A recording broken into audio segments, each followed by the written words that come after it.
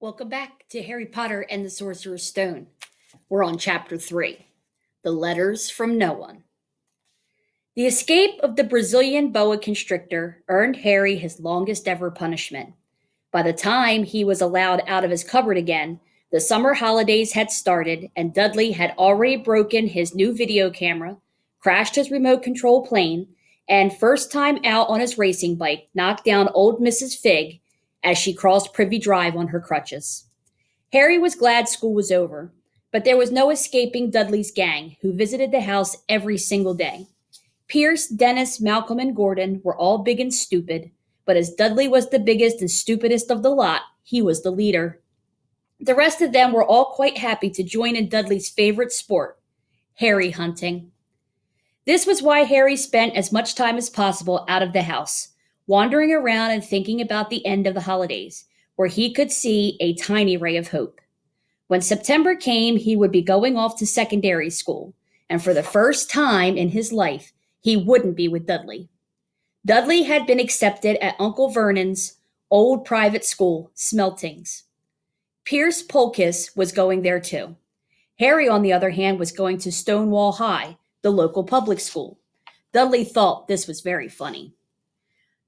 They stuff people's heads down the toilet the first day at Stonewall, he told Harry. Want to come upstairs and practice?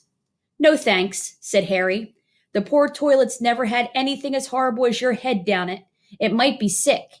Then he ran before Dudley could work out what he had said. One day in July, Aunt Petunia took Dudley to London to buy his Smeltings uniform, leaving Harry at Mrs. Fig's. Mrs. Fig wasn't as bad as usual. It turned out she'd broken her leg tripping over one of her cats, and she didn't seem quite as fond of them as before. She let Harry watch television and gave him a bit of chocolate cake that tasted as though she'd had it for several years. That evening, Dudley paraded around the living room for the family in his brand new uniform. Smelting's boys wore maroon tailcoats, orange knickerbockers, and flat straw hats called boaters. They also carried knobbly sticks, used for hunting each other while the teachers weren't looking. This was supposed to be good training for later life. As he looked at Dudley in his new knickerbockers, Uncle Vernon said gruffly that it was the proudest moment of his life. Aunt Petunia burst into tears, and she said she couldn't believe it was her Ickle Diddykins. He looked so handsome and grown up. Harry didn't trust himself to speak. He thought two of his ribs might already have cracked from trying not to laugh.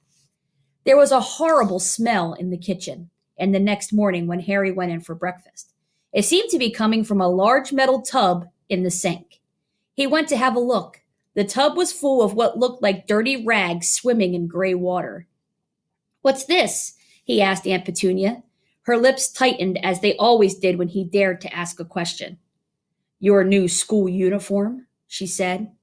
Harry looked in the bowl again. Oh, he said. I didn't realize it had to be so wet. Don't be stupid, snapped Aunt Petunia. I'm dyeing some of Dudley's old things gray for you. It'll look just like everyone else's when I'm finished. Harry seriously doubted this, but thought it best not to argue. He sat down at the table and tried not to think about how he was going to look on his first day of school at Stonewall High. Like he was wearing bits of old elephant skin, probably. Dudley and Uncle Vernon came in, both with wrinkled noses because of the smell from Harry's new uniform.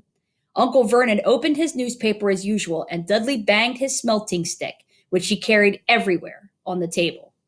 They heard the click of the mail slot and flop of letters on the doormat. Get the mail, Dudley, said Uncle Vernon from behind his paper. Make Harry get it. Get the mail, Harry. Make Dudley get it. Poke him with your smelting stick, Dudley. Harry dodged the smelting stick and went to get the mail. 3 things lay on the doormat.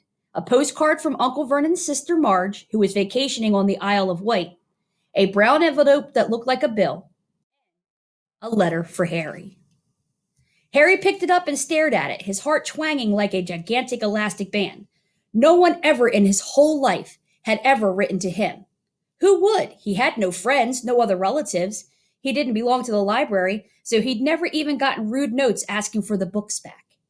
Yet here it was, a letter addressed so plainly there could be no mistakes.